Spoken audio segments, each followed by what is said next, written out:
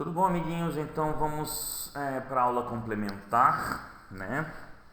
Aqui das proteínas e aminoácidos. Então a gente vai falar agora um pouco mais dessa parte molecular, né? Das proteínas, nos aminoácidos, né? Os peptídeos em si, né? E ela requer um pouco mais de atenção essa aula, esse complemento na realidade. Então eu aconselho que, se você não pegou muito bem a parte básica que foi a anterior, dá mais uma assistida nela, né? Presta bem atenção nos termos para você conseguir pegar essa aula com facilidade, certo? Se você não entender os termos, entre em contato com o titio, ele está aqui para tirar suas dúvidas, né? Estou ali via WhatsApp. Segunda-feira o dia inteiro é horário de atendimento, né?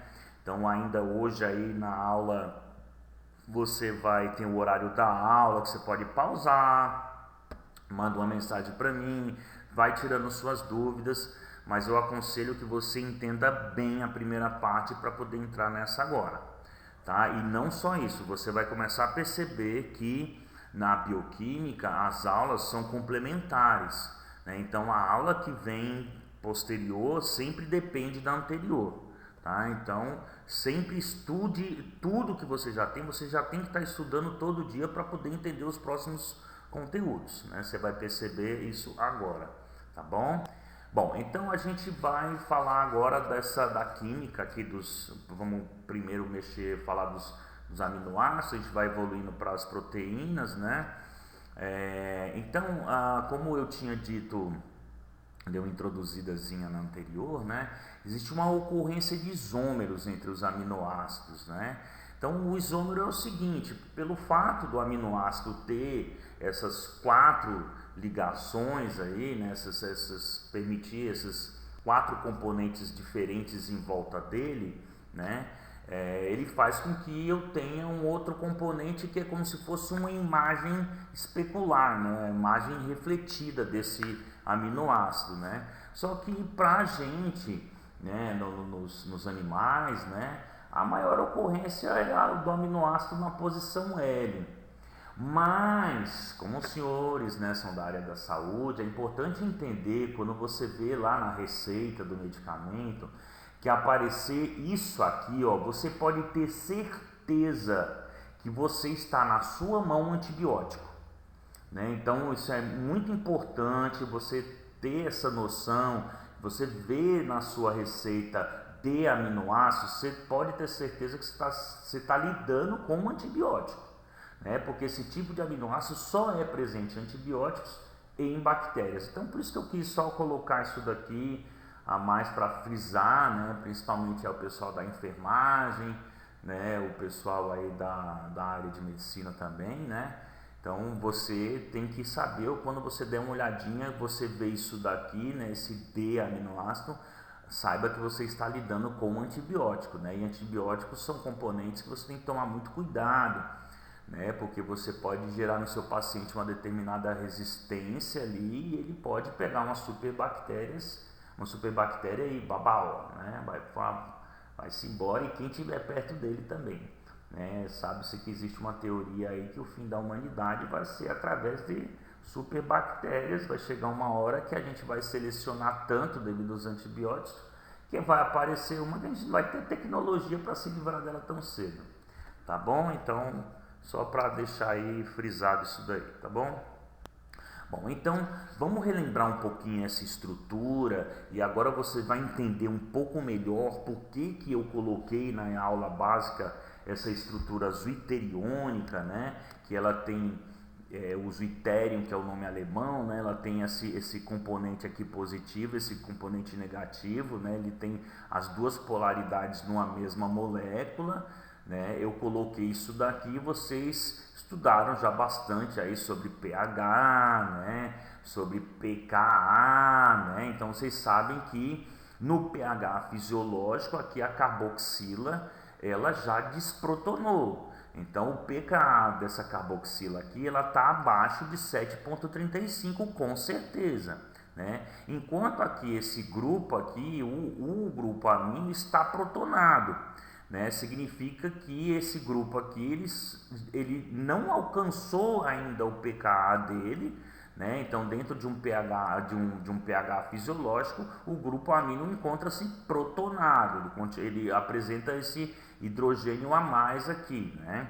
Então, isso caracteriza o grupo carboxila como um grupo ácido, né? E o grupo amino como um grupo base, porque lembrando vocês, né, que o grupo ácido é aquele grupo que tem a capacidade de perder prótons para o meio, né? E o grupo básico de receber prótons. Então ele retém esse próton até em pH básico, né?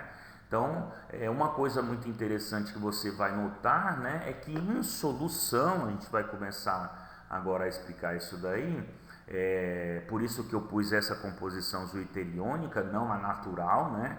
Você vai perceber que não existe a possibilidade em solução, pegadinha de prova, em solução, não existe a possibilidade de você encontrar um aminoácido na sua forma natural, né? Você encontra, ela é possível na sua forma cristalizada, mas na sua forma em solução é impossível você ter a forma natural. Você vai ver isso daqui e vai ser agora os próximos slides, é justamente para que você entenda isso daí, tá bom?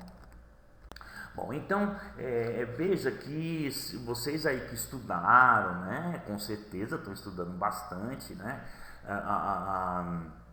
essa parte de ácidos, né, que o ácido tem essa capacidade, ácidos fracos, né, porque lembra, um ácido forte ele desprotona assim, né, ele só em contato com ali a água da atmosfera ele já está rebolando para fora ali o seu hidrogênio, porque a base desse ácido, a base conjugada dele, não tem praticamente afinidade pelo próton, né?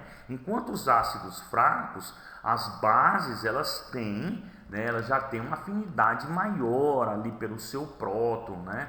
Então, o que acontece é que essas bases, à medida que o pH vai se elevando, então a concentração de hidrogênios vai reduzindo no meio, né? Então aqui, ó, você vê que eu estou jogando hidroxila, então ela está capturando os hidrogênios que está nessa solução aqui. Aí o pH vai subindo. Só lembrando, né, um pH 2 tem menos hidrogênio que o 4, porque o 2 eu tenho 0,01 molar de hidrogênios, né? O 4 eu tenho 0,0001 molar e assim por diante. Então é por isso, né, porque o pH é quando eu tenho, né, a concentração de hidrogênios molar tomada na forma logarítmica na base 10 negativa, né? Então aí é por isso que é o contrário, né? Então o que acontece é que os aminoácidos, se você olhar um aminoácido, ele tem também, então, como a gente viu lá, um grupo ácido, um grupo básico, né, o grupo o carboxy, né, que é o que dá, e o grupo amino, que dá o grupo aminoácido do nome dele, né? E esses componentes em solução, de acordo com o pH da solução, opera igual a um ácido fraco, né? Então, o ácido fraco, então, ele está em solução, ele retém de acordo com pH o seu hidrogênio, porque a base conjugada desse ácido tem uma afinidade relativa. Neste caso aqui, a amina, ou a base aqui da amina, que seria o NH2, que é o grupo amina, né? Ele tem uma afinidade muito mais alta pelo seu próton. Ele não quer largar o próton de jeito nenhum, meu amigo. Só quando eu tenho já um pH que já encontra em condições alcalinas, né? Enquanto aqui a carboxy aqui, ó, tá vendo? Só no pH 2.4 ela já está no seu pKa. Lembra? Nós tivemos pKa na aula complementar, né, de vocês. Então é quando eu tenho isso é importante, que é pergunta de prova, né? A equação de Henderson e Hasselbalch explica, né? Ela mostra que o pKa demonstra que neste pH aqui, ó, eu tenho pKa, que é quando eu tenho as condições, as minhas concentrações de base conjugada do ácido e o ácido conjugado à base estão em 50%, meio a meio. Então, lembra lá, né, na fração, quando o número de cima é igual ao número de baixo, ele é 1, né? E aí o log na base 10 de 1 é 0. Então, aí o pKa é igual ao pH da solução. Então, nesse ponto aqui, eu tenho 50% do meu ácido carboxílico, do meu aminoácido ali, eu estou 50% sem o hidrogênio, 50% com o hidrogênio, né? Ele está 50%, vamos falar a linguagem bioquímica, que eu acho que vocês já estudaram bastante, eu já posso falar ela, tá bom? Então eu tenho 50% desprotonado e eu estou com 50% protonado quando eu estou no pKa, né? Quando eu alcanço o pH do pKa desse grupo carboxy. Lembrando que o pKa ele é uma unidade de medida que é extraída, né? Não naturalmente, mas eu preciso titular, né? Então esses grupos, existe uma tabela que já foi feita, né? Isso é já uma coisa estudada há muitos anos, né? Então o homem já tem uma tabela de todos esses pKas, né? Então olha só, à medida que eu vou adicionando mais hidrogênio, eu vou cada vez mais passando desse estado aqui para esse estado aqui, né? Então eu vou cada vez passando para esse estado aqui. E aí olha só que interessante, né? Então eu estou protonado aqui, eu estou protonado aqui e eu também estou protonado aqui, mas como ação de uma base, né? Que eu estou numa carga positiva, né? À medida que eu vou desprotonando, eu vou entrando numa carga negativa. Olha só que interessante uma coisa, né? Nesse momento, nesse pH 2.4, né? Eu tenho 50% desse assim e 50%, né, 50% desprotonado nesse pKa, mas em pHs, né, abaixo de 2.4 eu estou cada vez mais protonado. Então cada vez que eu me distancio, né, do meu pH, vamos lembrar, né, lembra daquela unidade, né, uma unidade de 1 pH, eu garanto que eu tenho quase 100%, eu não tenho 100%. Lembrando que, por que eu não tenho? Posso até fazer essa perguntinha na prova, por que eu não vou ter 100% nunca? Porque a constante de equilíbrio não muda nunca, querido, ela nunca muda, então eu nunca posso zerar esse valor aqui, ele nunca vai ser zerado, né? Porque em condições reais nunca eu tenho 100% da reação, né? Então ele nunca vai zerar, mas abaixo eu garanto que eu tenho uma proporção extremamente elevada já dessa condição aqui do grupo carboxy protonado, né? Então eu tenho na quase 100%, não é 100%, eu tenho quase 100% dos meus aminoácidos, eles vão estar numa condição de carga 1. Olha só, eu tenho uma carga positiva, eu não tenho mais nenhuma carga em nenhum outro ponto aqui, eu tenho uma carga positiva aqui, tá vendo?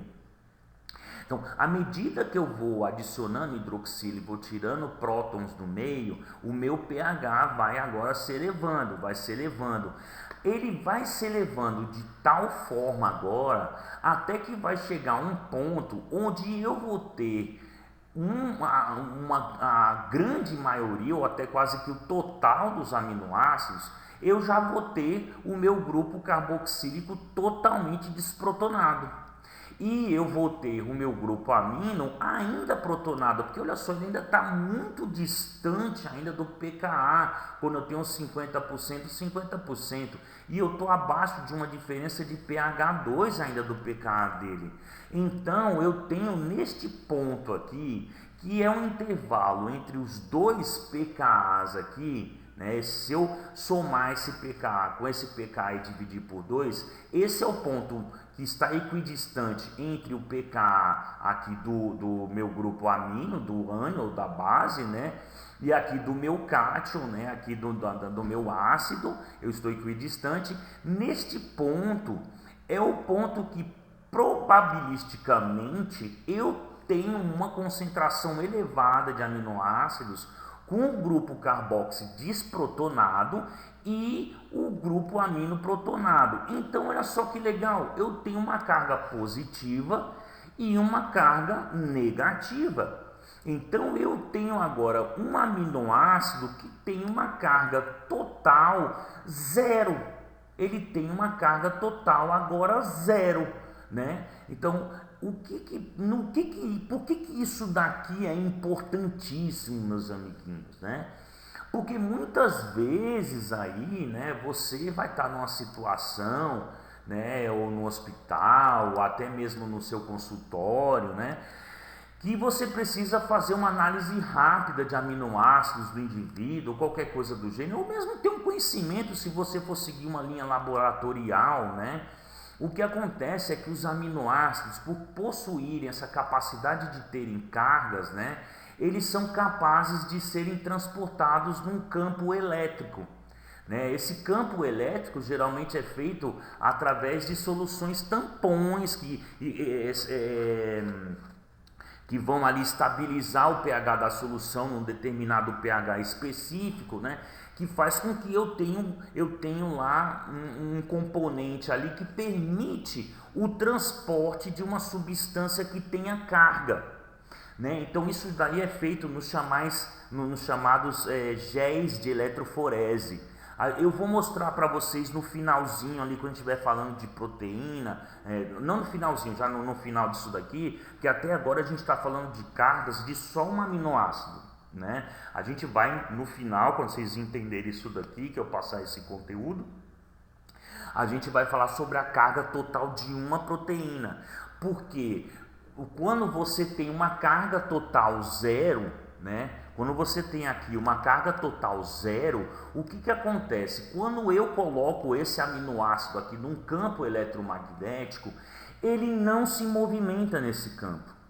Então, se eu fizer um gel de eletroforese, que eu tenho o meu pH determinado, né? Eu sei qual é o pH ali do meu campo eletroforético, né? Vamos dizer que é desse eu quero isolar esse aminoácido.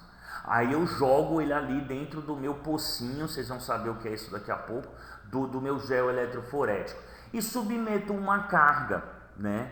Aqueles que têm carga positiva vão migrar no sentido ali do ânion, aqueles que têm carga negativa vão migrar no sentido do cátion naquele gel e vão sair do gel. Uma hora ele vai sair do gel e vai cair no tampão, né? E aí o que vai acontecer? Eu extraindo agora aquele gel, eu tenho certeza, porque eu coloquei no pH 6.1, aquele meu aminoácido vai estar ali no meu gel, porque ele não vai se movimentar nele. Então, você está aprendendo agora, tá? Vai aprender o que é o ponto isoelétrico, que é isso que significa PI, né? Que é o ponto isoelétrico, que é uma forma que a ciência tem e os profissionais da saúde de isolarem aminoácidos para fazer análises dos pacientes, né? Ou estudos biomédicos, biocientíficos, biológicos, né? Isso é muito importante para a ciência,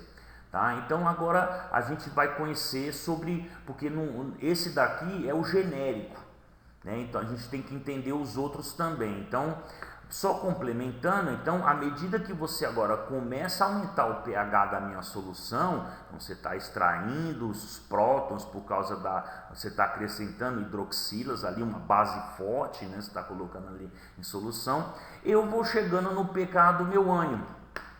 E olha só o que vai acontecer, não vai chegar ao ponto que ele vai agora desprotonar, ele vai perder aquele próton e agora ele se tornou aquela base, né? Ele perdeu o próton, mas ele perdeu em um pKa já alcalino, né? Então por isso que o grupo amino é considerado uma base, o carboxi, né? Então olha só, eu já estou em pKa 9.8.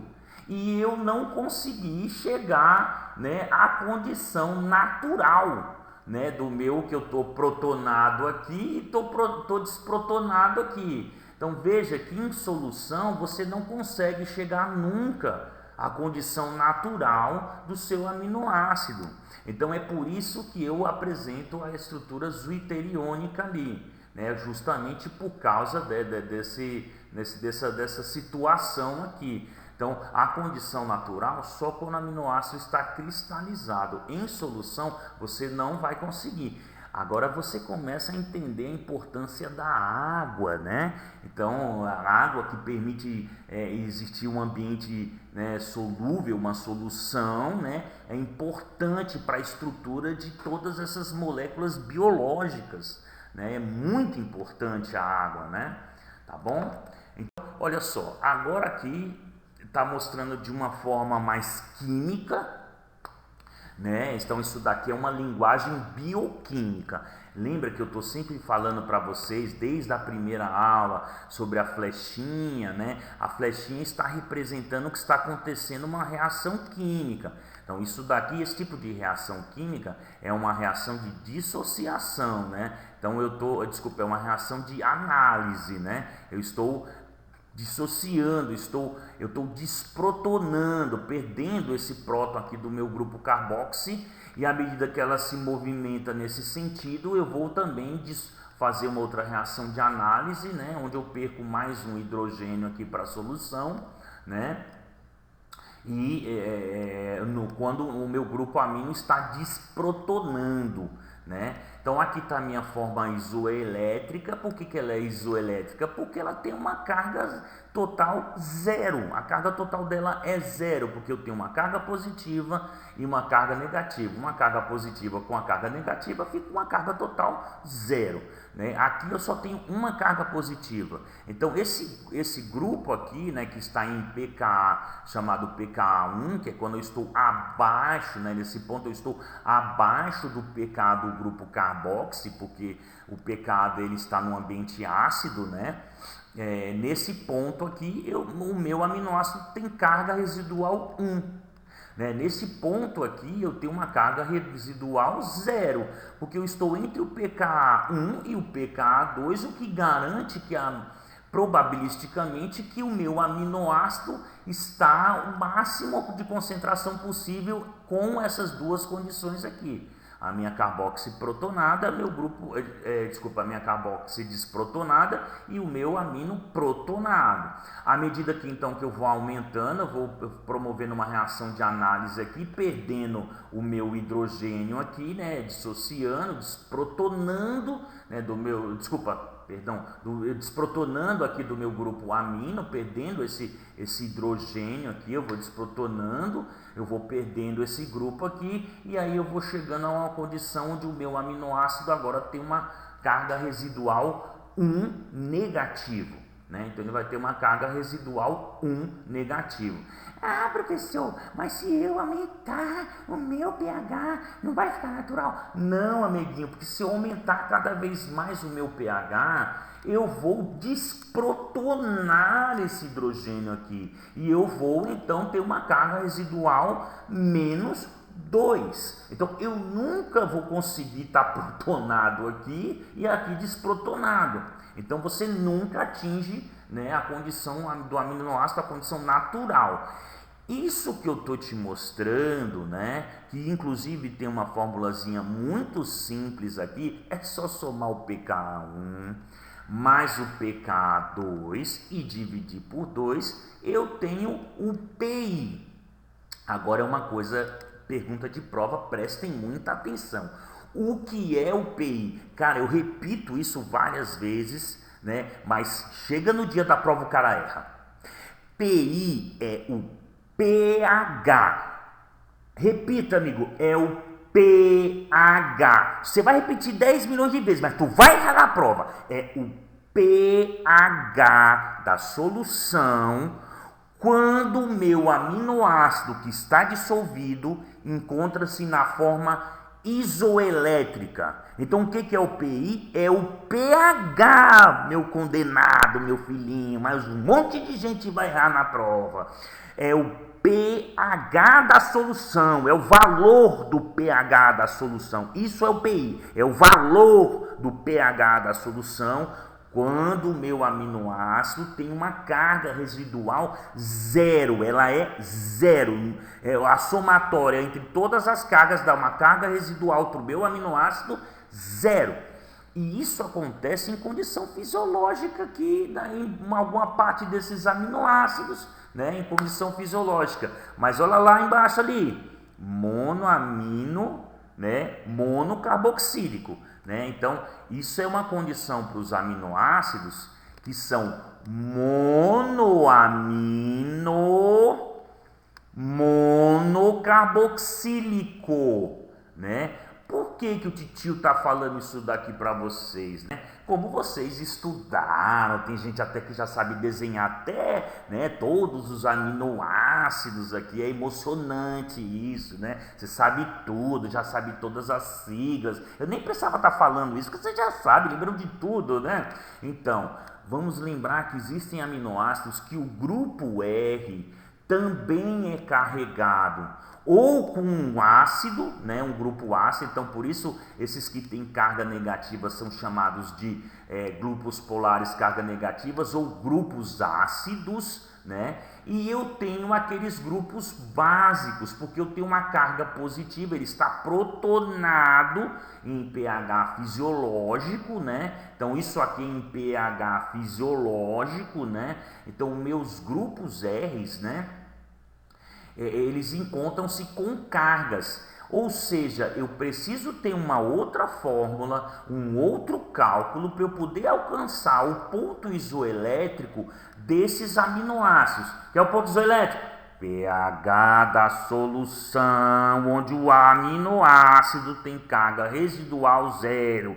Ou seja, ele encontra-se na sua forma isoelétrica, é o pH da solução. Não adianta, porque ainda mais de 50% da prova do pessoal erra na prova. É impressionante, né? É legal que depois eu mostro e todo mundo dá risada, né? Até os que erraram. Bom, enfim, né? Então, significa o que então, né? Os meus aminoácidos que tem nesse grupo R, né, uma possibilidade de protonar ou desprotonar, significa que eu não posso levar em consideração a mesma forma daqueles monoamino monocarboxílicos, né? Neste caso aqui, eles são monoamínicos, mas dicarboxílicos, né? Eu tenho uma carboxila no meu grupo R.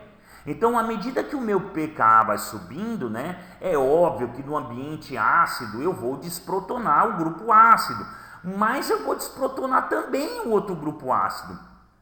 Daqui a pouco eu vou mostrar, tem uma tabelinha, né? É muito importante perceber que o pKa desses dois indivíduos aqui, esses dois pKas aqui, ó, eles são muito próximos aqui, desculpa, esses dois pKs aqui, ó, perdão, esses dois pKs aqui, ó, eles são muito próximos, certo? Deixa eu ver uma coisa aqui, isso, esses pKs aqui são muito próximos, então esses pKs aqui, então são aqueles que você vai verificar qual é o ponto isoelétrico do aminoácido. Por que, amiguinho, que tem que ser com esses dois aqui?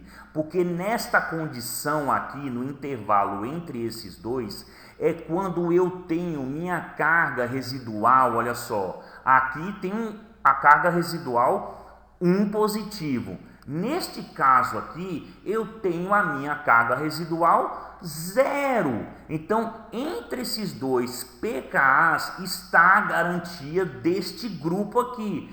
Porque neste outro aqui, meu amigo, eu tenho carga residual já menos 1, porque olha, eu tenho uma positiva aqui e eu tenho duas negativas, eu tenho menos 1. À medida que eu me desloco para cá, ó, eu vou aumentando o número agora de cargas negativas. Eu tenho menos 2, se eu subir mais e desprotonar esse cara, eu vou ter menos 3, certo? Então, neste caso dos monoamínicos dicarboxílicos, monoamino dicarboxílicos, a fórmula para o cálculo do PI, né, do pH da solução, onde o meu aminoácido encontra-se na forma isoelétrica, é o pK1 mais o pKr. Por que R? Pô, meu amigo, grupo R, né, meu camarada? Radical, né? Aqui o grupo R, né? Lembra que ele pode ser chamado de grupo R ou cadeia lateral, né? E assim por diante, né? Tem vários apelidinhos isso daqui. Isso não pertence aquelas funções que dão o nome do aminoácido, né? Aminoácido é o grupo R, certo? Então eu tenho aqui a somatória do pKr mais o pK1 dividido por 2, eu vou ter o pI, que é o pH da solução, quando eu encontro a forma isoelétrica, ou a carga residual do meu aminoácido é zero, certo? Então, agora a gente vai ver aqui, né, a dissociação de um diamino monocarboxílico, né, diamino monocarboxílico. E meu amigo, né, eu não vou nem perder tempo em aqui olhando aqui, é lógico, não, mas o titio vai mostrar, porque o titio tem paciência com você, né? E é assim que você vai entender, olha só. Aqui, carga total 2, né? Aí à medida que vai subindo, é lógico que é o ácido que vai desprotonar, né, meu amigo? Então, desprotonou, carga residual total, mais com menos, zera. Né? Zerou, 1 mais 1 menos, zerou. Carga residual total, 1. Né? À medida que eu vou subindo agora, eu vou desprotonar, né, aqui um dos grupos aminos. Mais uma vez, esses pKas aqui, eles são muito próximos, né? Eles são bem próximos. Então, quando você fizer o cálculo do pI, né, de um diamino carboxílico, o pI sempre vai estar lá numa posição mais básica. Enquanto quando você fizer de um monoamino dicarboxílico, como o pI é próximo das carboxilas, os dois, eu vou ter um pI em uma solução ácida. Lembrando que ele tem a sua cadeia lateral carregada, né, tanto esse quanto o dicarboxílico, né, em pH fisiológico. Isso tem uma importância muito grande, amigo, que você vai saber daqui a pouquinho essa importância, né? Então, como esse daqui eu já estou no meu ponto isoelétrico, já numa condição, numa região mais básica, né? Então eu vou fazer o que? Eu estou entre um intervalo do pKa2, né? Que quando eu estou desprotonando lá o meu grupo amino aqui, ó, tá vendo?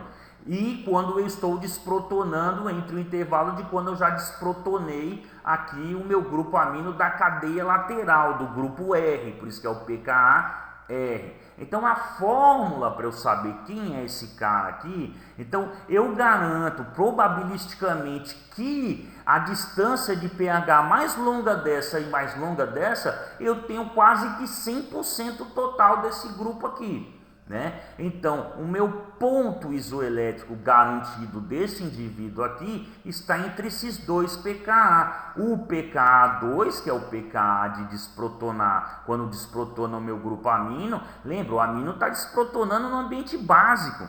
E o meu grupo R, que também é um amino, está desprotonando no grupo básico. Então, o meu pI vai ser um pH alcalino. PI é o pH da solução, quando eu encontro a forma isoelétrica do meu aminoácido. Então eu posso dizer, então meu pI aqui, ele está em um ambiente alcalino, né? Enquanto já do grupo carboxy eu estou em um ambiente ácido, né? Entenderam? É facinho, não é difícil, é só você rever isso 20 vezes que você vai entender, né? Eu sei que tem muita gente aqui que já entendeu, não é difícil. Tá bom? Então, o titio tá brincando com você, tô deixando você apavorado para ver se você estuda, tá bom? Não deixe pro dia da prova, que senão você está com problemas, né? Bom, então aqui tem uma tabelinha, né, dos aminoácidos aqui, né? Tá vendo? Você tem aqui uma tabelinha aqui dos aminoácidos, o PI desses aminoácidos, né? Então, se você for lá naqueles grupos, né, ali, ó, a tirosina ali, né, que tem tem uma amina lá, você olha depois lá na composição, você pode bater o olho aqui direto e já falar, meu amigo, olha só, eu nem vou olhar o aminoácido, eu vou fazer a bolinha aqui, tu já vai lá olhar, o tio tá falando a verdade, né? Olha lá, ó, esse aqui pertence ao grupo básico, esse pertence ao básico, esse pertence ao básico, esse pertence ao básico, esse é o ácido, esse é o ácido, esse é o ácido. Meu amigo, né, eu acabei de explicar que o PI, né, ele está lá, como é entre dois grupos aminos, né, ele vai estar em um ambiente básico, então pode conferir lá, tirosina pertence aos grupos de aminoácidos de carga positiva ou básicos, né, a minha cisteína ali também, né, ali a minha lisina ali também, né, ali a arginina também, enquanto os grupos ácidos, poxa, aspartato, glutamato, né, a histidina, pode bater o olho lá que ele está pertencendo aos grupos ali ácidos ali, né? Porque, né, o meu grupo R ele já está me informando, né? Então você pode ter certeza ali que isso já está, você já tem certeza que o seu grupo R te informa quem é o indivíduo, né? Tá bom? Então, galera, então vamos continuar. Tenho certeza que todo mundo já entendeu isso daí, não tá difícil. Né? Pelo amor de Deus, não está difícil, tá bom? Valeu então. Bom, então agora é o seguinte, vamos falar sobre o PI de uma proteína, né? Porque, amiguinho, quem estiver dentro de um pronto-socorro, em um hospital, no laboratório, você vai ver esse equipamento, né? E muitas vezes você vai ser tudo lá dentro. Você vai ser o médico, enfermeiro, auxiliar técnico, biomédico, você vai ser tudo. Então você tem que ter um pouquinho de noção, você vai ver isso daí mais para frente, né? Então, olha só, o PI de uma proteína é incalculável, cara. Não adianta você querer somar o PI de um, o PI do outro, o PI daquele cara, o PI de um, não adianta você querer fazer isso. Porque um altera o outro, vai ser incalculável. A única forma de você verificar o PI de uma proteína é você colocar ela aqui dentro desse pocinho e o gel, né? O gel é tipo uma gelatina que você tem que pôr um líquido para fazer ela, certo? Então, que líquido que você vai pôr? Você vai pôr líquidos com pHs variáveis aqui, né? Então, na hora que você ligar, as cargas positivas, as proteínas que têm uma carga total negativa vão migrar no sentido aqui positivo. E as que têm negativa vão cair fora aqui. E as outras, quando chegarem num pH, que é o ponto isoelétrico dela, ela para ali. Ela para de se movimentar. Então você deixa o aparelhinho ligado por um determinado tempo, né? E pronto. Aí depois você pega ali e purifica o gel, você vai ter certeza que a única proteína que ficou ali foi a proteína que você colocou o pH desejável, né? Isso daqui é muito feito em procedimentos chamados de Western blotting, né? A forma de você identificar a presença de determinadas proteínas e depois você tem até como quantificar elas de forma relativa, né? Você vai comparar ela com a outra e falar, olha, essa tem mais do que aqui nesse outro pocinho, né? Porque você coloca um anticorpo agora aqui, depois nela, né? Você vai fazer o procedimento, esse anticorpo gruda na proteína, né? E aí você tira uma foto ali dela com uma luz fluorescente, né? E você vai ver que um tá mais brilhante do que o outro. Aí você fala, olha, tá vendo? Esse tem mais que o outro. Você não diz a quantidade exata, mas você pode fazer uma análise relativa. Olha, a proteína que eu botei nesse potinho aqui tem mais do que essa, porque quando eu boto o anticorpo que está ligado a uma substância brilhante, essa aqui brilha mais do que essa, entendeu? Isso é uma chamada análise relativa. Então não tem como você calcular o PI de uma proteína, ele é incalculável, né? Mas você pode isolar essa proteína quando ela chega em um campo elétrico aonde a carga residual total da minha proteína fica zero, né? Aquelas radicais desprotônio, protônio, até que o total fica zero e ela não tem mais a capacidade de ser deslocada em um campo elétrico. Ela precisa ter carga para ela se deslocar no campo elétrico, tanto ela quanto um aminoácido, né? Certo? Então, aqui agora a gente vai começar agora a aumentar o tamanho das coisas, né? E já vamos partir agora para analisar com mais detalhes essas estruturas tridimensionais que as proteínas fazem, né? Lembrando que ela é a união de vários aminoácidos. A gente entendeu agora um pouquinho mais da química do aminoácido, agora a gente vai entender um pouquinho mais da proteína, né?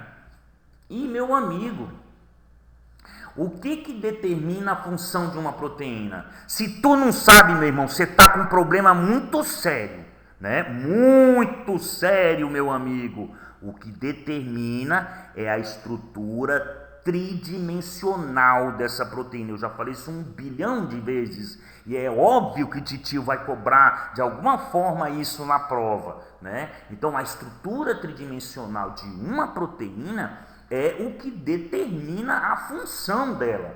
Então, nada mais do que natural a gente entender um pouco mais de como que se forma, né, essa estrutura tridimensional de uma proteína. Titio tá aqui, não fica assustado. Titio faz aquele papel de professor, né, tá no sangue. Foram muitos anos dando aula para ensino fundamental e médio, né? Então, Titio tem que fazer você estudar de qualquer jeito, porque no dia da prova, se tu estudar no dia da prova, no dia anterior, tu não vai passar, irmão. Não vai, irmão, irmã, ore bastante, mas estude depois, tá entendendo? Todos os dias. Então vamos lá. Então eu coloquei isso daqui, né, para a gente relembrar, né, que a proteína ela pode ser analisada, né, de acordo com a sua estrutura primária, que é a sequência, né, sua estrutura secundária. Então estou pondo esses desenhos que nós vamos ver várias imagens disso aqui agora, daqui para frente, para você entender como a literatura pode mostrar uma proteína. Ela pode mostrar assim, né, ela pode mostrar assim, ela pode mostrar assim, né, de várias formas, né. Então a gente vai agora analisar parte por parte aqui a estrutura primária primeiro, depois a gente vai analisar a secundária separadamente, né, a alfa-hélice e a folha beta preguiada. Depois a gente vai entender a estrutura terciária, que entendendo isso daqui, a terciária, a quaternária fica muito fácil, né? Só lembrando uma coisa, ai meu Deus, eu repito isso 1 milhão de vezes e metade da sala sempre erra essa pergunta. Quem determina a estrutura terciária e quaternária de uma proteína? Aí todo mundo bota na prova. A estrutura secundária. Errou! É a sequência de aminoácidos que determina tudo aqui, amiguinho. É a estrutura primária, né? Então vamos começar essa análise aí, né? Bom, antes disso, a gente precisa entender uma coisa. Quando se forma uma ligação peptídica, que eu perco uma molécula de água, né, e eu formo essa unidade peptídica, que é extremamente importante para a formação da estrutura secundária, sem ela não rola a estrutura secundária e já imagina o resto, né? Então, esta unidade peptídica, né, que tem a ligação peptídica é só isso aqui. A unidade peptídica é o C-OONH. Isso aqui é a unidade peptídica, certo? Aí todo mundo erra também, oh meu Deus, né? Ela ocorre em um evento chamado de ressonância. Então, o que acontece? Este elétron aqui, que está fazendo aqui uma ligação covalente aqui com esse oxigênio, ele fica girando lá entre oxigênio, carbono, e ele fica segurando os dois. Mas eu tenho 2 elétrons que estão fazendo isso. Então, se esse danadinho escapar um pouquinho aqui, esse elétron garante esses 2 presos, certo? O que acontece?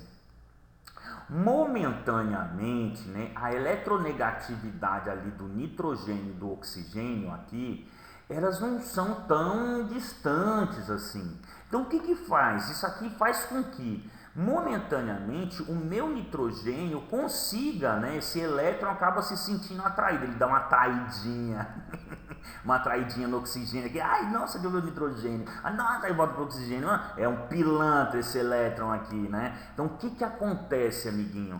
Quando ele vem para essa posição, o tio vai ensinar um truque para você, ó. Pega 2 canetas agora e pega uma caneta, né, e coloca entre o seu dedo lá, aquele que faz um gesto feio, e o do lado. né, encaixa entre os dois uma caneta. Você gira, né, você segurando essa caneta, seus punhos giram, tem uma rotação, né, seus punhos conseguem ter uma rotação. Agora, encaixa entre o dedo que faz a coisa feia, né, entre o dedo que faz a coisa feia e o da direita e o da esquerda, duas canetas. Tenta girar o punho, você já não consegue girar o punho, né, você não consegue. Por quê? Quando você tem essas duas aqui ligações, você não permite com que isso rode para lá e para cá, porque isso aqui está fazendo assim, isso aqui está fazendo assim, essas duas conexões aqui paralelas não deixa ter rotação aqui, certo? Isso faz com que a unidade peptídica se torne uma estrutura rígida. Ela fica que nem uma folha de papel, ela é rígida, ela não roda. Eu só vou ter rotações somente nas ligações onde eu tenho o meu carbono quiral, o meu carbono alfa. Então isso consegue rodar aqui assim, isso aqui consegue rodar aqui assim, ó, em volta aqui, mas isso aqui não gira. Esse cara não gira, hidrogênio para cima, hidrogênio para baixo, hidrogênio para cima, isso não roda, isso aqui não roda. Isso vira uma estrutura rígida. É exatamente isso daí que faz com que os formatos que esse cordão de aminoácidos consegue ter, né? Ele não consegue adquirir qualquer forma, qualquer formato, porque essas estruturas rígidas diminuem a rotação que você tem ali entre os átomos e não deixa eles formarem qualquer figura, né? Eles formam figuras limitadas, né? Então as figuras limitadas que eles vão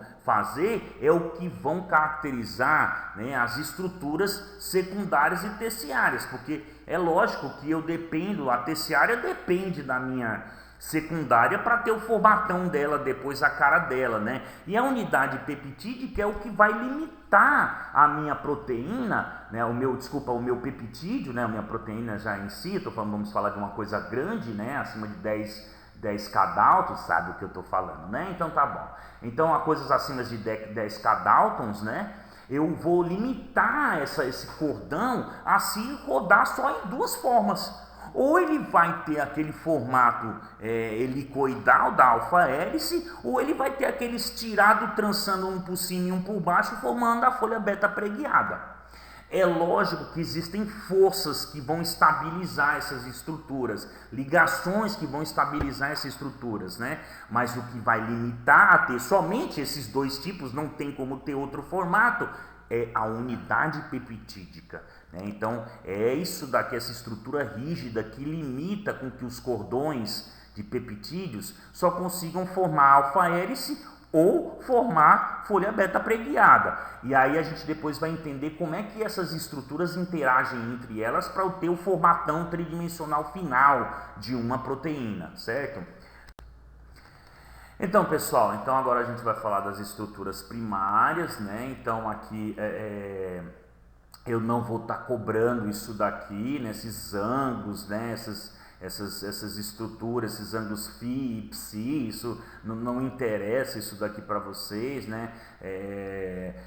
Agora nós temos uma aula em comum, medicina, enfermagem e nutrição, aí depois a nutrição segue um caminho, na terceira aula complementar, né? A enfermagem não tem, mesmo porque a carga horária são diferentes, da medicina também, né?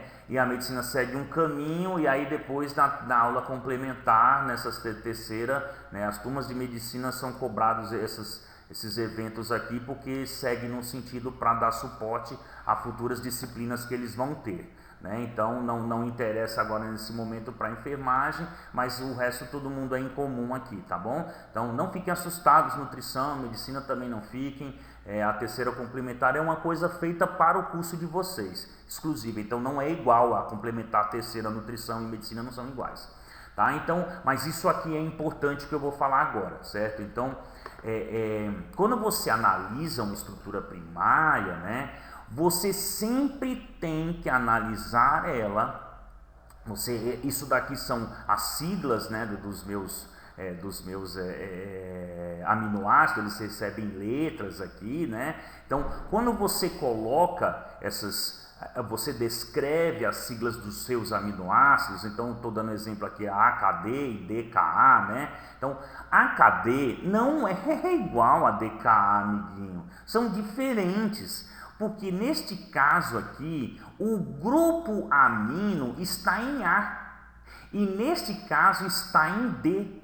E biologicamente, isso são estruturas diferentes. Porque proteínas se ligam a enzimas, proteínas têm atividades biológicas e isso faz uma diferença muito grande, principalmente em um medicamento ou em um hormônio, ou quando você está caracterizando alguma coisa e você vai enviar um relatório lá para o cara. Ai meu Deus, ponho nessa, vai qualquer uma. Você causou um problema muito sério. Então você tem que entender que o grupo amino sempre é descrito na posição esquerda e o grupo carboxi sempre na posição direita. O que estabiliza uma estrutura, né? O que garante a estabilidade de uma estrutura primária, amigo, é a ligação peptídica. E a ligação peptídica é uma ligação muito forte, amigo. Não é tão fácil romper essa ligação aqui, diferente das que estabilizam as estruturas secundárias, terciárias e quaternárias que a gente vai ver daqui a pouco. Então, é importante vocês entenderem aqui que jamais você pode descrever em qualquer posição, né, a linha de descrição dos aminoácidos da estrutura primária. Você tem que sempre colocar na sua esquerda o que está com o grupo amino terminal e o que está com carboxi terminal do lado direito, certo? Tudo bem? Então, vamos entender que isso é muito diferente disso daqui, tá bom? Então, vamos falar agora da estrutura secundária. Vamos começar pelas alfas hélices, né? Então, as alfas hélices, amiguinho, são estruturas helicoidais, né? Então, esse meu peptídeo, ele como se ele girasse sobre um eixo, né? Eu tenho um eixo aqui que corta paralelamente aqui, né, essa estrutura, né, na realidade perpendicular. Eu posso traçar uma estrutura perpendicular para esse meu eixo, né? Então essa minha hélice, né, essa estrutura helicoidal, ela roda em torno de um eixo. Então isso daqui é uma alfa hélice, certo? Então vamos entender uma coisa muito importante. E isso é pegadinha de prova. Preste bem atenção que o que faz as pontes de hidrogênio,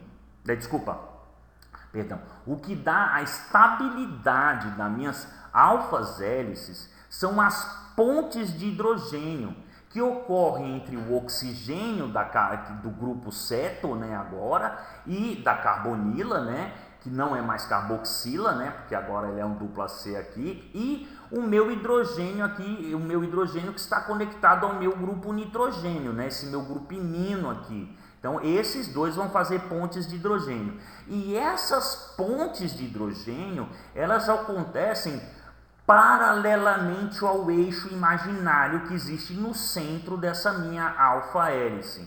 Então, preste atenção que os grupos R's, eles não participam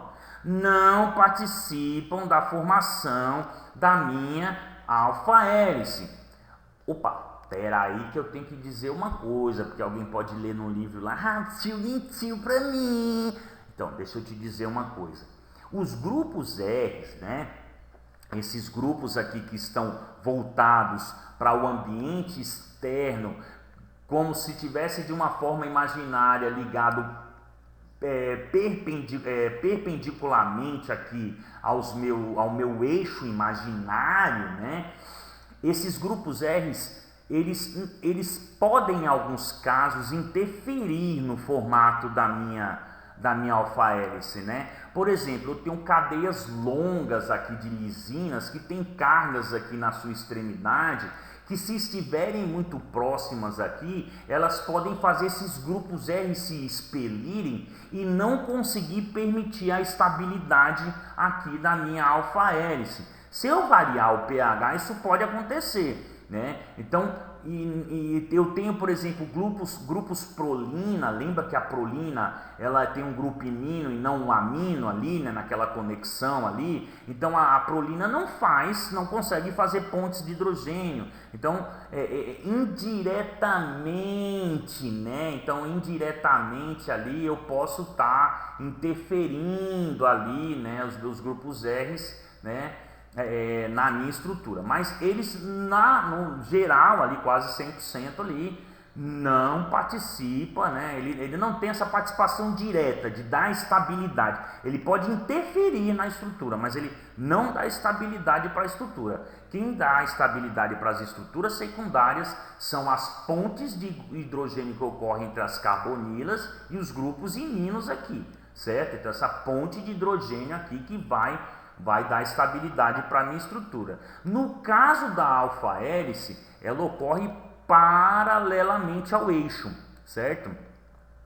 E eu tenho uma volta de 3,6 aminoácidos, né? Então eu tenho a cada 3,6 aminoácidos. Essa é uma estrutura mais abundante, porque tem estruturas, né? Lembra que a gente falou do colágeno, que ela é mais distendida por causa daquela sequência, né, que ela tem lá, né, glicina, prolina, hidroxiprolina, né? Lembra disso daí? Então, mas numa forma mais genérica, eu tenho a minha alfa-hélice em 3,6 aminoácidos, né? Isso pode acontecer de ser variável em algumas determinadas situações, né, de atividade proteica, das globulares, que são dinâmicas. Lembra? A gente falou sobre isso na aula passada, né? Então, numa média, né, na maioria, numa estrutura mais estável, tem uma volta de 3,6 aminoácidos. A cada 3,6 aminoácidos eu tenho uma volta na minha alfa-hélice, né? E isso é muito importante, presta atenção. Então os grupos R estão voltados. Então se eu pensasse aqui como se fosse uma vareta, né, seria uma vareta de espinhos, e os espinhos são os grupos R. Isso é muito importante, porque é o grupo R que vai dar a estabilidade para as estruturas terciárias, né? E eles ficam voltados para o ambiente externo da minha alfa-hélice de forma perpendicular ao eixo imaginário, certo? Então isso é muito importante para a estabilização da estrutura terciária e quaternária também das minhas proteínas. Vocês vão ver que a intraterciária e quaternária é uma coisa muito próxima, é quase a mesma coisa, só tem uma pequena diferença. A gente vai falar sobre isso daqui a pouquinho, tá bom? Então, agora a gente vai falar sobre as estruturas secundárias, né? Sobre as estruturas secundárias folha beta preguiada. Então, antes a gente falou sobre a estrutura secundária alfa-hélice, agora a gente vai falar sobre a folha beta preguiada. Meu amigo, tá fácil já de ver aqui, né? Eu não formo uma estrutura helicoidal, eu formo uma estrutura mais distendida, mas olha, se você olhar isso daqui, você vai entender por que é folha preguiada, né? Uma coisa interessante.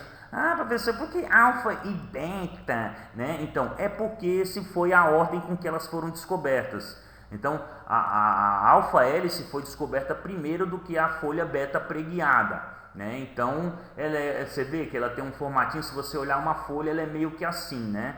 Agora, existem umas diferenças aqui, né? Então, o que dá estabilidade para a folha beta preguiada, que é uma estrutura secundária, é a mesma coisa, né? Então, é a ponte de hidrogênio do oxigênio da carbonila e do hidrogênio do grupo imino aqui, certo? Então, essa estrutura aqui que vai, o conjunto delas aqui que vai dar estabilidade. Veja, uma coisa que é importante entender.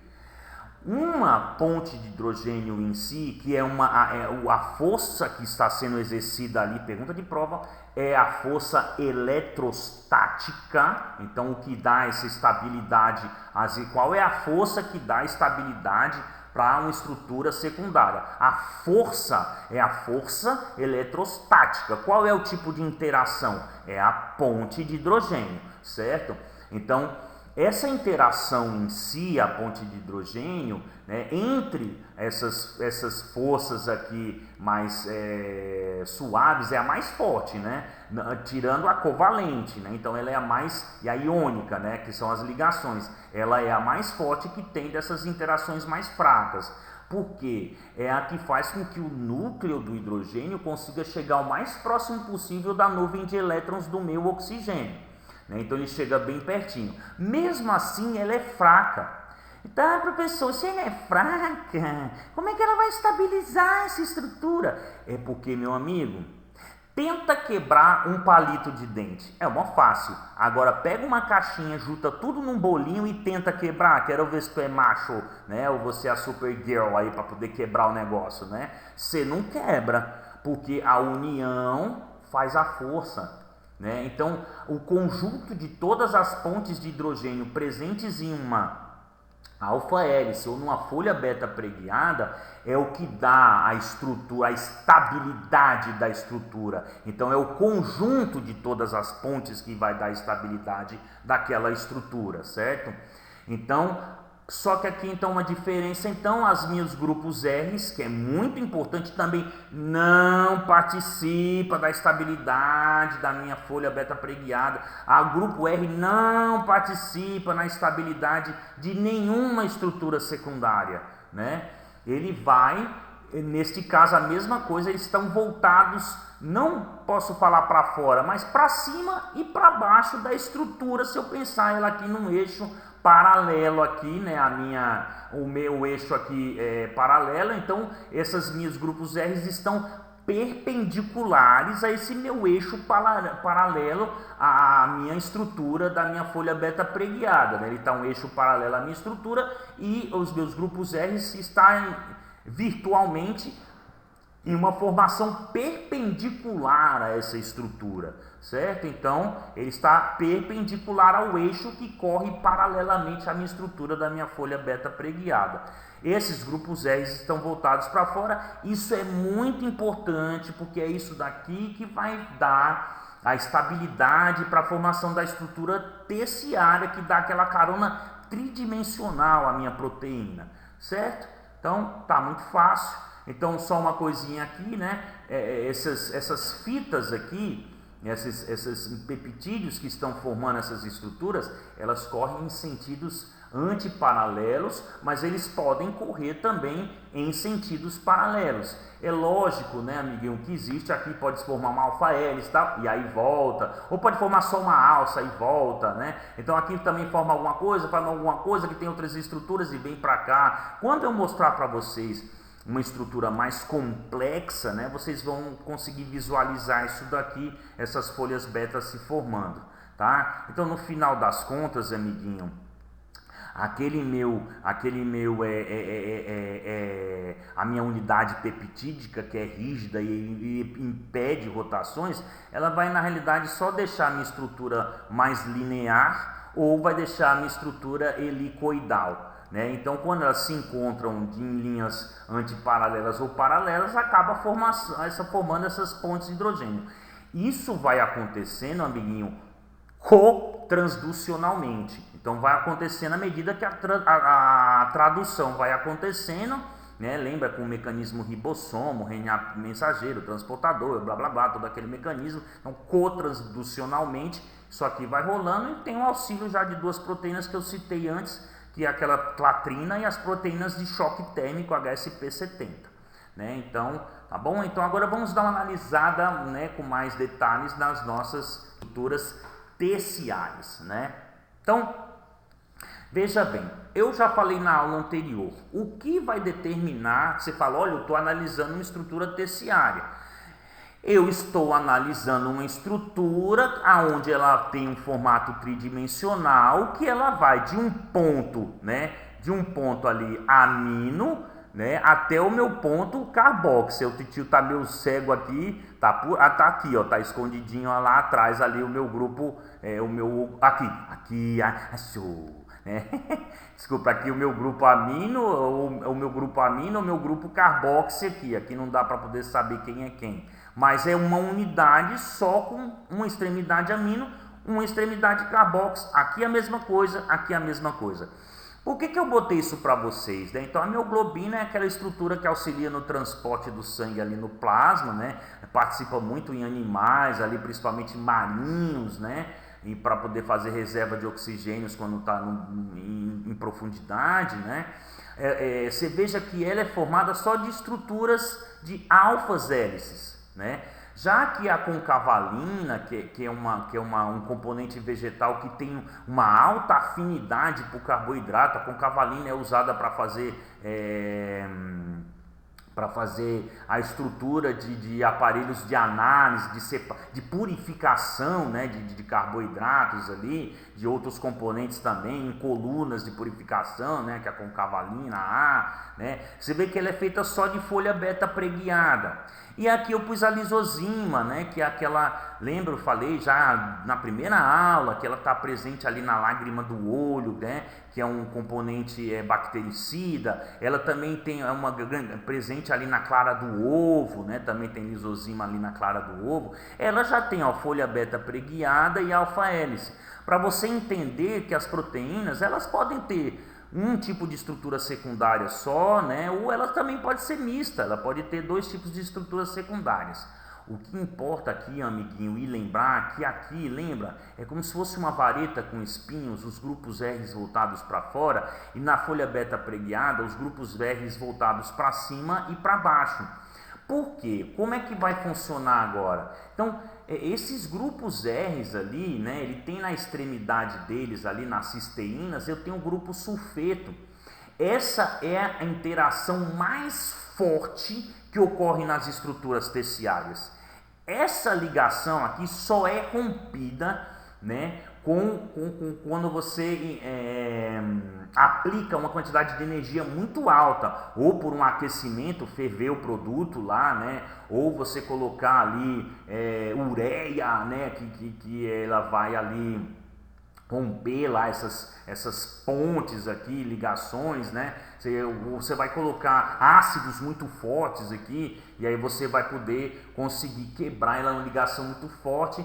Inclusive essa ligação aqui, amigo, que é da cisteína, que é muito presente nas proteínas que está no cabelo, é a inimiga número 1 das cacheadinhas, né? Eu não sei porque que essa mulherada odeia o cacheado, adora queimar essa ligação aqui, bota até mercapto etanol, que é aquele negócio que fede para ficar com o cabelo liso durante o período mais prolongado. Meninas, não façam isso. O caracolzinho é tão lindo, né? Tem até uma música lá para ele. Então, para você lembrar que a cisteínas está presente ali nas pontes, né, ela está presente ali naquelas proteínas, né, ricas, né, de alfa-queratinas nos cabelos ali, né, e ali justamente que você passa a chapinha, né, depois você passa o mercapto etanol para selar, e aí você rompe essas pontes de sulfeto, deixando o seu cabelo lisinho aí durante o período prolongado, né. Agora você tem interações mais fracas aqui. Isso aqui é uma ligação covalente, viu, colega? Ela é forte. É a única covalente que acontece entre essas estruturas terciárias, que são as pontes de sulfeto, né? Que ocorre quando eu tenho o aminoácido cisteína. Eu tenho as pontes de hidrogênio, né? Você já sabe, já viu, já falamos um monte sobre essas pontes de hidrogênio. Ela, entre essas interações fracas, é a maior que tem, né? Porque ela permite com que o núcleo do hidrogênio se aproxime o máximo possível da nuvem de oxigênio ali, né?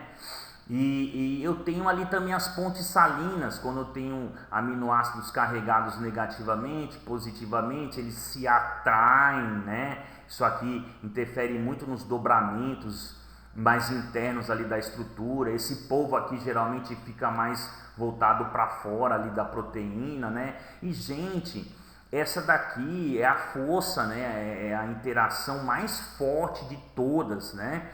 Que ela é hidrofóbica, né? Eu não vou cobrar tanto isso daqui, mas a força que interfere aqui, eu posso até cobrar, num povo mais daqui vai para a terceira aula complementar, né? Eu vou falar um pouco mais sobre isso daqui, mas essa força aqui é chamada força entrópica, né? A entropia.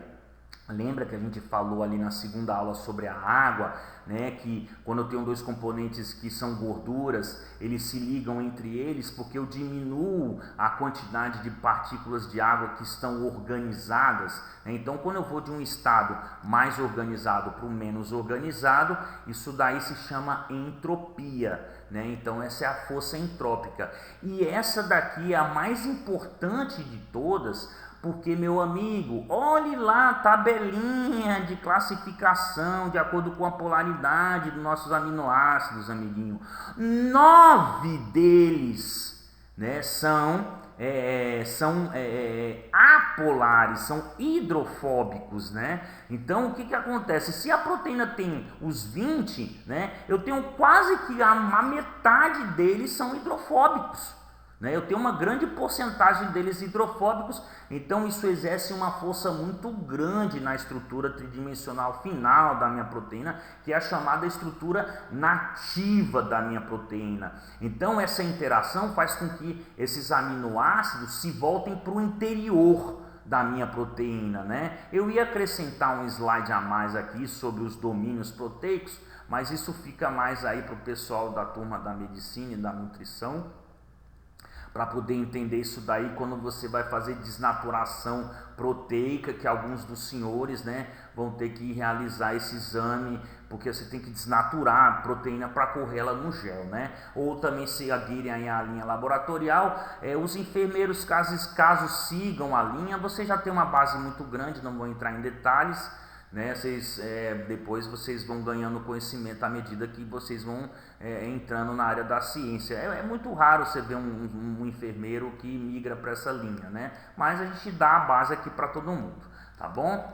Então, agora aqui a gente vai falar da estrutura quaternária. Calma, meu amigo, não tome um susto, né? Eu não vou ficar procurando onde é que está cada pontinha, né? Mas aqui você já vê um monte delas aqui, né? Então você vê que essa é uma estrutura quaternária. Eu tenho a união de várias estruturas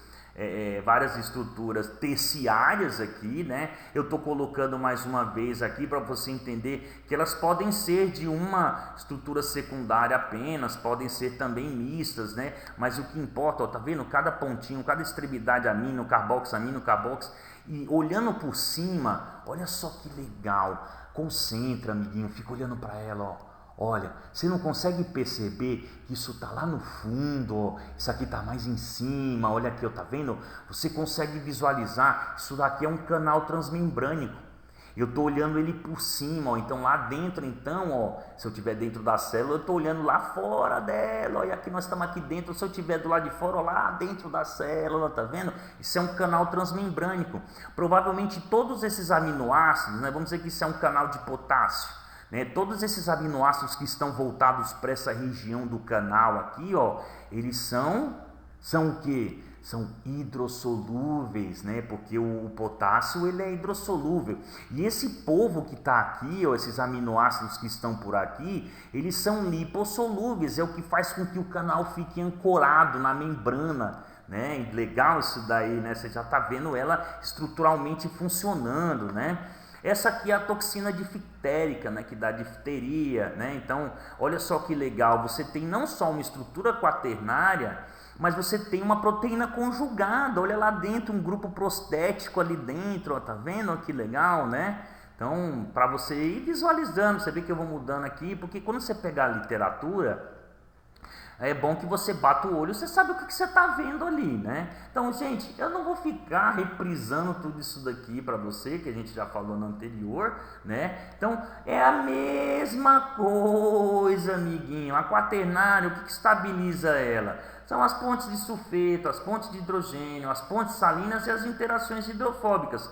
Só que a diferença entre a estrutura quaternária e a terciária é que na terciária essas interações acontecem dentro de uma mesma cadeia peptídica, enquanto na quaternária ela ocorre entre cadeias diferentes, né? Muito simples, não tem diferença alguma. Agora vamos lá, então, o que vai determinar essa estrutura tridimensional final aqui da quaternária? Não, amigo! pessoal. É a sequência de aminoácidos. Não é as estruturas terciárias, é a sequência de aminoácidos que determina a estrutura quaternária final, amiguinho. Porque se eu mudar somente um aminoácido aqui, pode ser que tudo mude. Pode ser que tudo fique diferente, certo? Então, isso é muito importante saber disso daí. Se eu mudar um aminoácido aqui, então isso fica para todos, né? Eu queria colocar alguma coisa aqui sobre alguma doença, então eu já vou incluir aqui para vocês, né?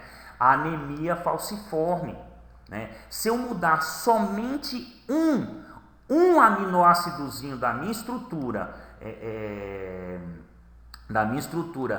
terciária ali de uma das subunidades ali da minha hemoglobina, a minha hemoglobina ela vai deixar de ter aquele formato arredondado para ter um formato de foice, né? Por isso que se chama anemia falciforme, porque ela fica com o formato de uma foice. Então o que determina, e eu vou perguntar na prova, a estrutura quaternária ou a terciária é a sequência de aminoácidos.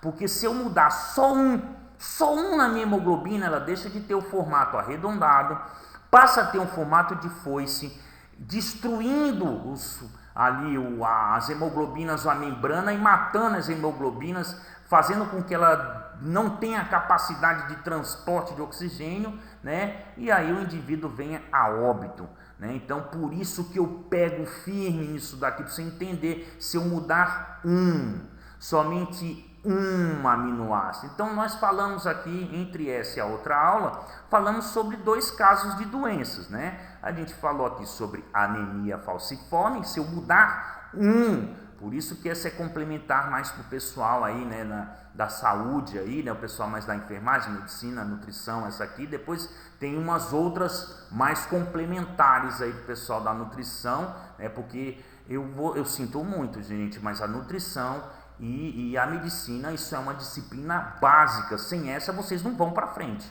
né? Então, aqui eu estou colocando. A gente falou sobre qual outra? Né? A gente falou sobre o caso do mau consumo da vitamina C, que eu não consigo produzir aqueles aminoácidos modificados, né? E eu produzo um colágeno menos estável. E aí eu tenho aquela doença chamada escorbuto, né? Onde você começa a apresentar, principalmente nas crianças, né? Que tem problemas desnutricionais, naqueles regiões muito pobres, né? Então elas têm sangramentos na gengiva, sangramento nos olhos, nas mucosas, né? Tem ossos frágeis, né? Então ela vai ter raquitismo, outras coisas, favorece, né, o raquitismo, né? Lembrando que eu tenho também colágeno ali na matriz óssea, né? Então eu faço o revestimento do formato de alguns órgãos ali, né? Pulmão, rins e outros. Então isso é um problema muito sério, isso é o chamado escorbuto, né? E agora a gente falou aqui porque a gente está comentando sobre a estrutura das proteínas. Então a ausência de gente, se eu tirar um aminoácido, a minha hemoglobina perde aquele formato dela e passa a ter um formato, né, de foice, o que faz com que o indivíduo tenha anemia falciforme, tá bom? Por fim, então a gente vai falar aqui sobre a desnaturação das proteínas. Então as proteínas elas podem ser desnaturadas. Aliás, elas precisam ser desnaturadas quando você vai fazer algum certo tipo de análise nela. Então você tem vários componentes que desnaturam. Então o que é desnaturar uma proteína? Pegadinha de prova, não é romper as ligações do aminoácido, é fazer simplesmente com que a proteína perca a estrutura tridimensional, atingindo uma forma linear, voltando para uma forma linear, né, que você conhece da estrutura primária. Então você pode inserir ureia, né? A ureia ela vai ali agir ali, interrompendo aquelas pontes de hidrogênio ali, né? Um agente redutor, né? Você tem a temperatura, né? Lembrando que as moléculas estão vibrando, à medida que elas vão aumentando a temperatura, elas vão vibrando mais, e aí elas não conseguem mais sustentar as ligações, né? pHs extremos, ou muito básico, ou muito alcalino, né, meu amigo? Lembra? Você começa a interferir no que, né?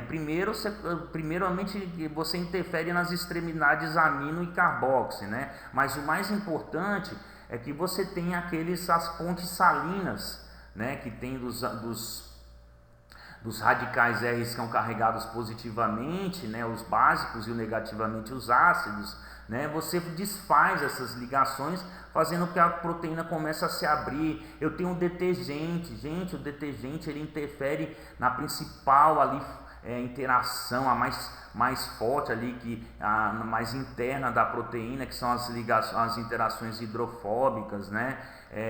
Eu repeti temperatura aqui, é só para ficar tudo bonitinho, igualzinho, né? E eu tenho aqui os solventes orgânicos também, que vão interferir na constante dielétrica ali do ambiente, e aí também, né, interfere em tudo, porque lembrando que é a água que faz com que tudo isso aconteça, né? Então, quando eu tenho um solvente orgânico, eu interfiro na constante dielétrica ali da água, e aí tudo começa a se mudar, né? Agora, é muito importante entender que uma proteína que é desnaturada, ela tem já as características físico-químicas, ela volta à renaturação normal dela depois.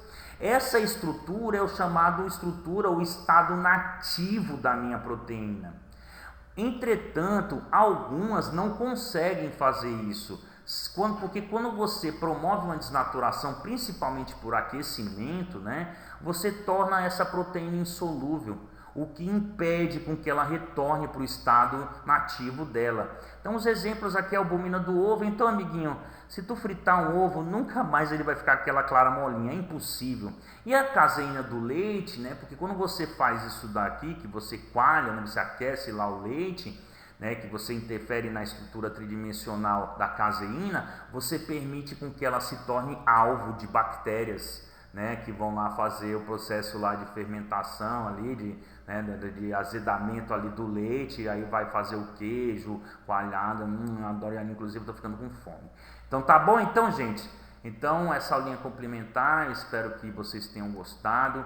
Ela é um pouco mais tensa, né? Mas você precisa estudar porque vai cair na prova, entendeu? E vai cair bastante para vocês, tá bom? Então estudem, titio não quer ser mal, titio só é muitos anos de educador, ensino médio, tá na veia, tem que ficar cobrando, tem que ficar em cima, porque, gente, não sou eu, foi feito, juro para vocês, foi feito uma estatística aí, há 2 anos atrás, a bioquímica é a disciplina que mais reprova na UFAM, mas não sou eu, é juntando a média entre todos os professores, é porque, gente, ela é tudo novo, né? São coisas que você vai ter que contextualizar, você vai ter que gravar. E, gente, você não consegue fazer isso no dia da prova.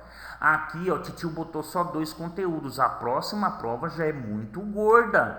A outra nem se fala. Então, titio tá fazendo você primeiro engatinhar, aumentar, né, para depois você começar a correr, entendeu? Tem que ir na manha. Então, agora é para você sentir a febre. A próxima vai ser pior ainda. Então, adquira o hábito, né? Tá lá, lembra que o titio falou, né? Lê antes da aula, lê depois da aula. Depois, na prova, estudar pelo menos 4 dias seguidos antes. Pelo menos, cara, pelo menos 4 dias. Não deixe pro dia da prova, não deixe para aula, que você vai tomar um suco com o seu amigo que ficou no semestre passado, tá bom? Valeu, gente, tudo de bom aí para vocês. Estudem, por favor.